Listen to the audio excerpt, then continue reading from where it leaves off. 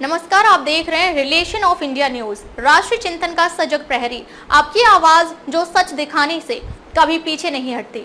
यहाँ हर खबर पूरी जिम्मेदारी से रखी जाती है, जो जरूरी है वही दिखाया जाता है। आज का बुलेटिन एक ऐसी खबर लेकर आया है जो देश की सुरक्षा और हर नागरिक की चिंता और सामाजिक एवं राष्ट्रीय हित से जुड़ी है। यह खबर सिर्फ जानकारी नहीं, चेतावनी भी है और एक अपील भी कि हम सब मिलकर राष्ट्र निर्माण में सहयोगी बने।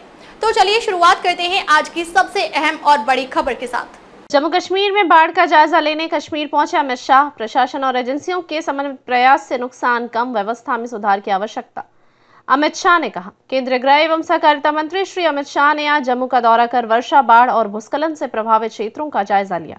उन्होंने चकमांगू गांव में बाढ़ प्रभावित लोगों से मुलाकात की और तवी पुल, शिव मंदिर तथा क्षतिग्रस्त घरों का निरीक्षण किया।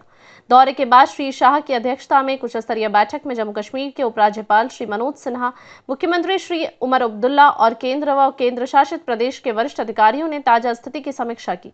गृह मंत्री ने प्राकृतिक आपदा से हुई जनहानि पर गहरा दुख व्यक्त किया। उन्होंने कहा कि प्रधानमंत्री श्री नरेंद्र मोदी ने पहले दिन से ही उपराज्यपाल और मुख्यमंत्री से संवाद किया और केंद्र सरकार ने बचाव कार्यों में पूरी ताकत झोंक दी। श्री शाह ने बताया कि जम्मू कश्मीर प्रशासन और विभिन्न एजेंसियों के समन्वित प्रयासों से संभावित नुकसान को काफी हद तक कम किया गया और कई जिंदगियां बचाई गई। हालांकि उन्होंने व्यवस्था को और सुदृढ़ करने की आवश्यकता पर बल दिया। श्री शाह ने अर्ली वार्निंग सिस्टम EWAS की सटीकता और जमीनी पहुंच का गहन विश्लेषण करने की जरूरत बताई। उन्होंने कहा कि बार बार समीक्षा और सुधार ही शून्य हताहत, जीरो कैजुअलिटी के लक्ष्य को प्राप्त करने में मदद कर सकते हैं। गृह मंत्री ने मौसम विभाग और राष्ट्रीय आपदा प्रबंधन प्राधिकरण NDMA को डेटा एनालिटिक्स और कृत्रिम बुद्धिमत्ता AI का उपयोग कर बादल फटने के कारणों का अध्ययन करने का सुझाव दिया।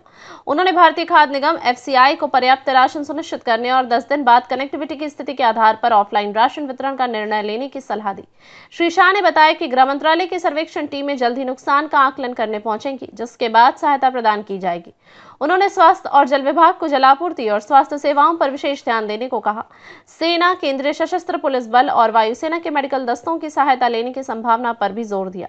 जम्मू कश्मीर के प्राकृतिक आपदा संभावित क्षेत्र होने के कारण केंद्र सरकार ने राज्य आपदा मोचन निधि SDRF के तहत 209 करोड़ रुपए आवंटित किए हैं, जिससे राहत कार्य शुरू हो चुके हैं। गृह मंत्री ने बताया कि केंद्र और केंद्र शासित प्रदेश आपदा प्रबंधन प्राधिकरण UTDMA की समयबद्ध चेतावनियों से जान माल के नुकसान को कम करने में मदद मिली। राष्ट्रीय आपदा मोचन बल, NDRF, सेना, केंद्र शासित प्रदेश आपदा मोचन बल, UTDRF और अन्य टीमें अलर्ट पर थीं और हेलीकॉप्टर भी तैयार रखे गए थे। श्री शाह ने कहा कि लोगों की निजी संपत्ति और घरों को हुए नुकसान का आकलन SDRF के तहत किया जा रहा है और सहायता जल्द वितरित होगी। कई क्षतिग्रस्त सड़कों की मरम्मत शुरू हो चुकी है और अधिकांश सड़कों पर यातायात बहाल हो गया है। राहत सामग्री प्रभावित क्षेत्रों में पहुंचाई जा रही है। बिजली आपूर्ति 80% से अधिक बहाल हो चुकी है। शुद्ध पेयजल उपलब्ध कराया जा रहा है और स्वास्थ्य सुविधाएं सुचारू हैं। बुनियादी ढांचे की अस्थायी बहाली युद्ध स्तर पर जारी है।